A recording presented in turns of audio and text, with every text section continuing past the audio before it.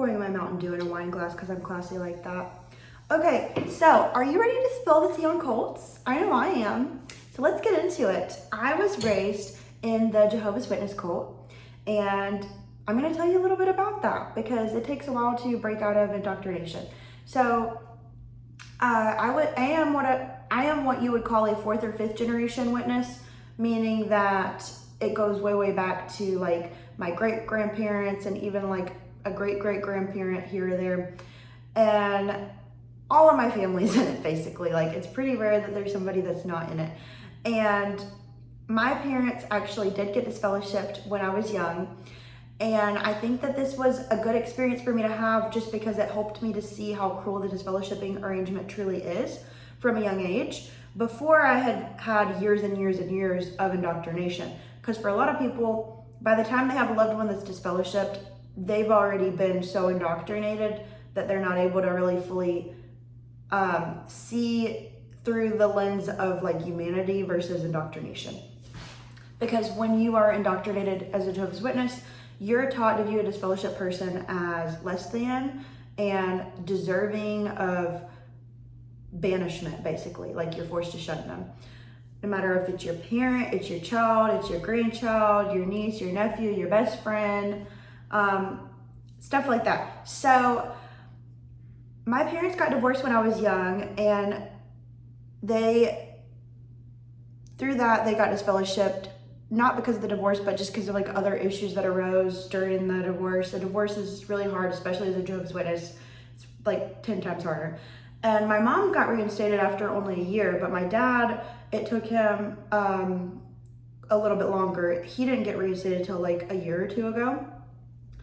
And my mom got remarried to my stepdad, who is actually now an elder. Okay, my grandfather is an elder. I'm just kind of painting you a picture of my family history here. So growing up with my grandfather as an elder, and both of my parents were, pretty into it. My mom was definitely more laid back versus like some Jehovah's Witness parents. She's definitely more laid back, but my stepdad was definitely more by the book.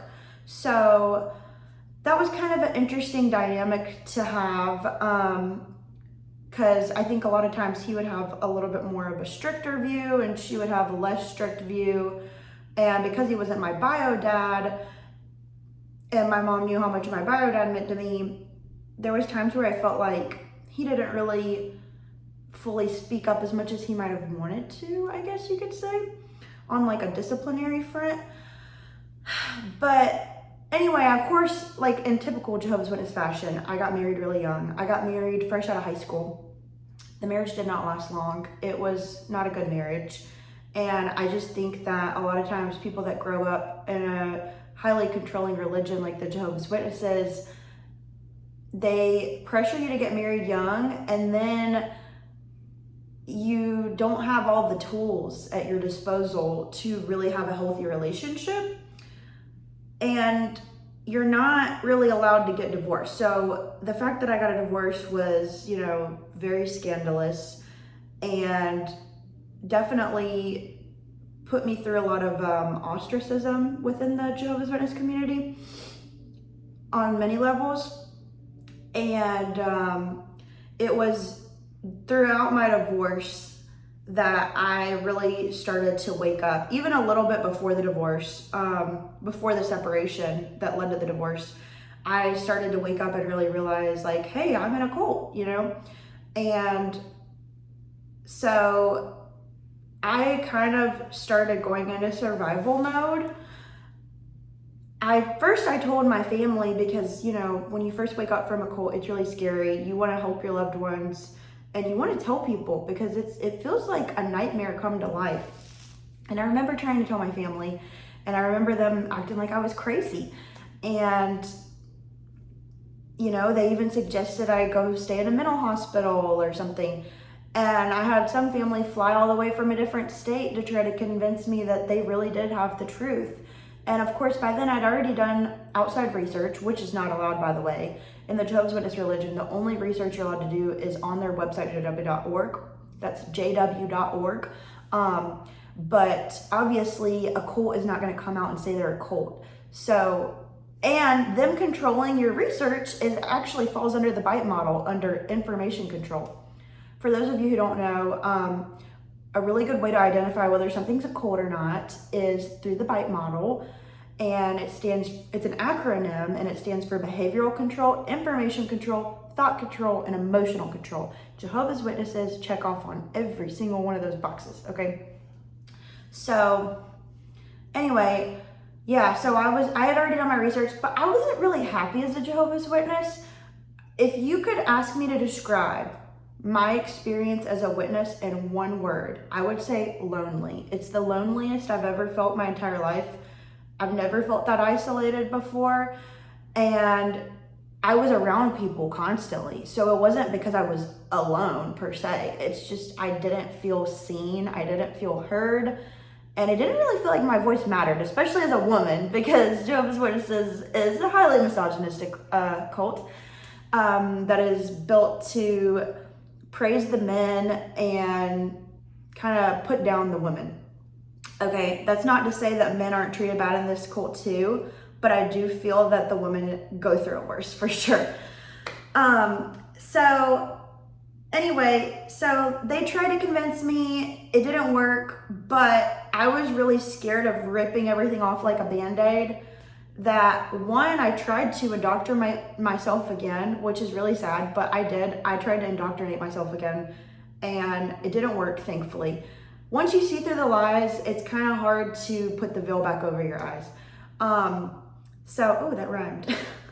So I couldn't convince myself it was the truth again, but I did start going back to the meetings even while I was separated from my now ex-husband. And I was going to the meetings, but it felt like I was wearing a costume. It felt like I was undercover in a disguise, and it really creeped me out because now I realize what it was. So when they would say things like, put on the new personality, or like, you know, some things that we say may not make sense from a human standpoint. When they said stuff like that, it was like red flags were just going up in my brain everywhere. And so finally, in the midst of being separated, not divorced yet, but being separated from my now ex-husband, I had gotten my own apartment, which, by the way, if you're trying to leave a cult, you need to get financially independent, and you need to find a place to live that's not with members of the cult. Because once they find out that you don't believe anymore, they view you as an outsider. More than likely, you're going to get kicked out of your home. You might lose your job if you work for members of the cult. Thankfully, I didn't work for members of the cult. I didn't work with Jehovah's Witnesses. So my job was safe. But I did find my own apartment because I think deep down, I knew I wasn't going to go back to that cult. But I also didn't rip it off like a Band-Aid, because my fear of abandonment was so severe that I knew I couldn't just rip it off like a Band-Aid like that. Like, I needed to do it through a series of steps. And I do feel like that was the smarter way to do it, because I made sure I was safely independent before I fully walked away from this dangerous cult. Now, after my divorce, I actually did end up meeting someone new who was not a Jehovah's Witness, and we ended up dating, and it became really serious. And because I lived in a small town, Jehovah's Witnesses would see us together. They would report on me, because the Jehovah's Witnesses very much have a snitch gossip-like culture where they're kind of forced to police each other and report on each other to what's called the elders. Okay, the elders are supposed to be like the shepherds of the congregation. It's really creepy, but they call it keeping the congregation clean, because if you are considered not the perfect little Jehovah's Witness, then you're considered like a disease that needs to be quarantined, and everybody has to not associate with you, or they might catch the disease. The disease in question is often just simply thinking for yourself, by the way. So, but anyway, so I was getting harassed by the elders, and they were calling me. They basically were trying to bully me into coming in and confessing that I had sex before marriage after my divorce.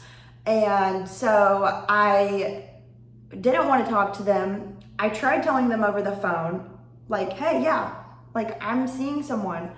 But I don't really want to be a witness anyway, so it's not like I'm like leaving the cult just to be with him. Like, I really just don't want to be a Jehovah's Witness. But they really wouldn't take no for an answer, and they did end up pressuring me to come in.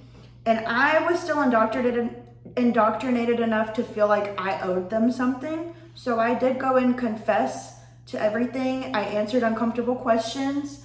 And I know that, you know, a lot of times the elders might have good intentions, but what they do is really gross.